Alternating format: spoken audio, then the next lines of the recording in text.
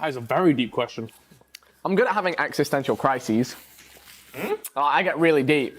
I like Start questioning everything and anything. yeah, and I'm like, I'm getting older, and I'm never gonna stop getting older, and like I've been thinking that recently too. this is the point of like no return. Like there's a lot of like, you know, like who knows what's coming up. It gets a little dangerous, What, you alright? No, I'm fine. It's just very cynical. I get a little cynical sometimes, but you know, we move. I'm gonna check on you later. I want you to stop saying my parents and instead say our parents, because I am part of this family too. You have made me an outcast throughout all of this. If you talk to any of our friends and ask them who has caused the most hassle, all of them will say you. You have literally made my life a living hell. And all for what? Views? Subscribers? You always say that family comes first, but that's not true, is it? Huh?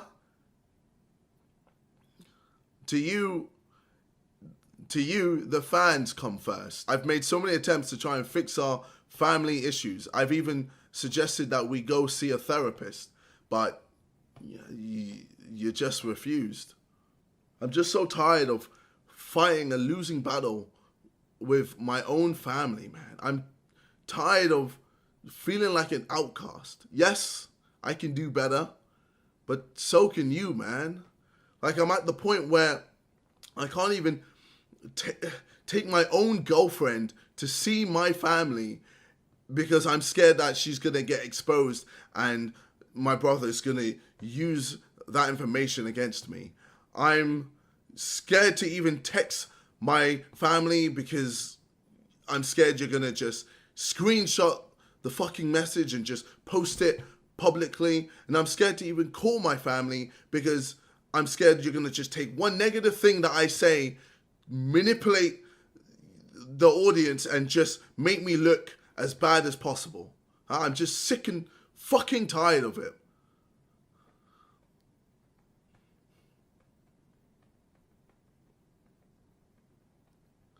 Like, I shouldn't have to feel like this. As a teenager, it became apparent to Ethan that he had been abandoned twice and realised that a lot of our life was a lie. We knew that his dad left home from an early age and that his mum was basically the mum and the dad. When Ethan was 6 months old, I met his fake dad, as he calls him. He was there till 13.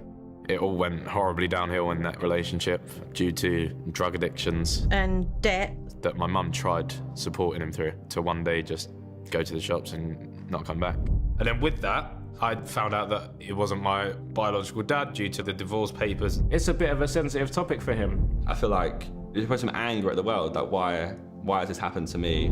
During that time is when my mum had cancer. His mum was his only support system. It was terrifying, and I didn't want him to think for 1 minute that I was going to die. So that would have been a very, very scary time for him. I had to find us somewhere to live and get back on our feet. I had to sit up the homeless office every single day, and it affected Ethan badly at school.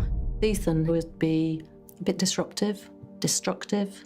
Just school didn't work for him, he didn't fit. That was the time that I sort of went off the rails. It was sort of just a whirlwind at that time. I can barely imagine what it feels like, so I can't really like put into words how he must feel. I had to take antidepressants and see therapists. Yeah, it's really emotional. You might have to stop. Everything she went through whilst I was at secondary school is a real merit to the type of woman she is. I think younger Ethan had a lot of emotional baggage, but I think nowadays I've turned all of that energy into now something positive. Like really awkward to do. No, mate, no, we're not. Things you don't know about me. I remember. I suffer from crippling anxiety.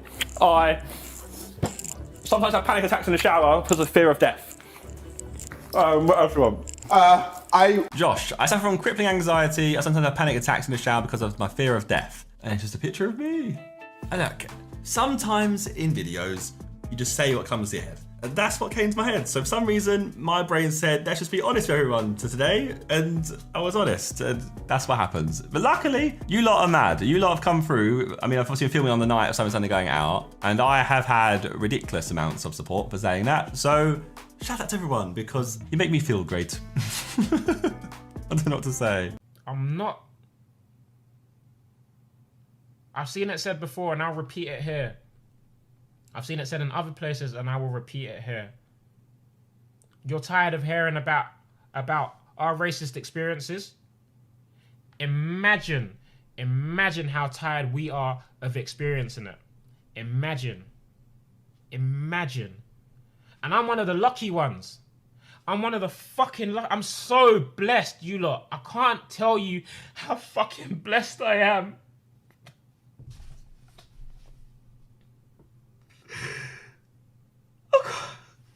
I can't tell you, lot. I can't. I'm so blessed and I'm so fucking grateful. I'm so grateful. And if I tell you the amount of shit that I've been through, you wouldn't believe it. Imagine the unlucky ones. Imagine the ones that are dying at the hands of these... I ain't want to call them humans, because they're not human, man. They don't act human. They don't. They fucking don't.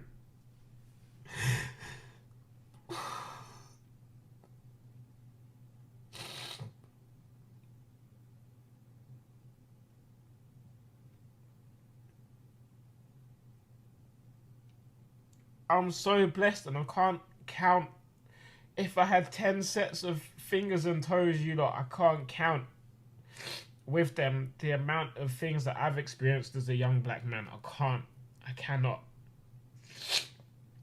And I'm one of the lucky ones. I'm one of the fucking lucky ones.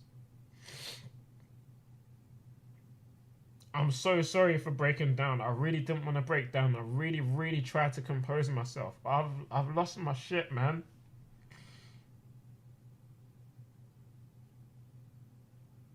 I was intoxicated 7 days out of 7.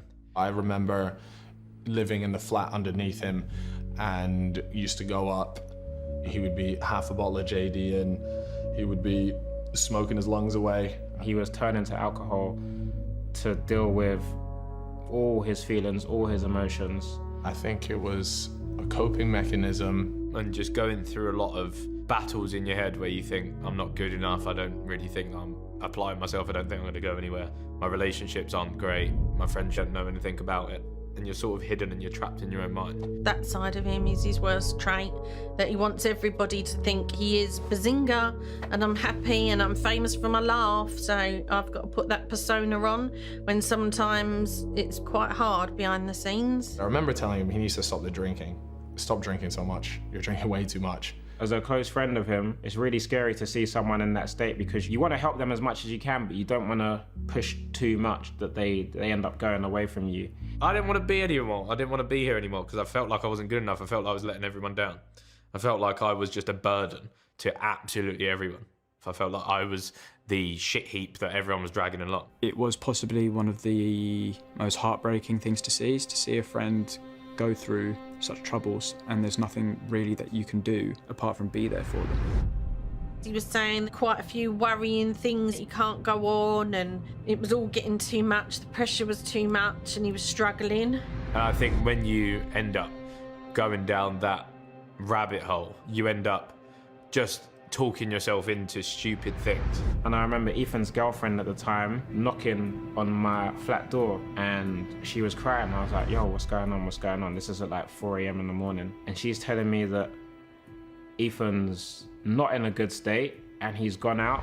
I was very drunk and I ended up getting in the car and I left the flat with no intention of going back to the flat. I didn't know he felt that bad, that he felt that he had to even end his life or anything like that. I was panicking. I didn't know what to do. In your head, you've now whittled yourself down to meaning nothing. You don't really find any reason to be knocking about anymore. And that's where I'd ended up at like 3 o'clock in the morning. And I'd sort of convinced myself that now was the perfect time to just make myself disappear.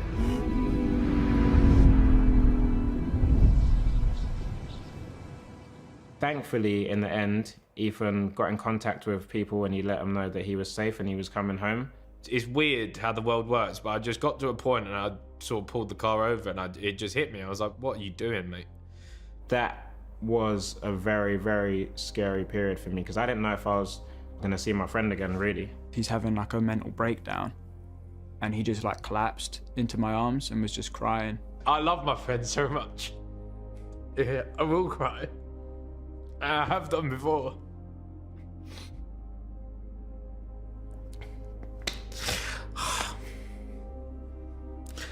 I love my friends.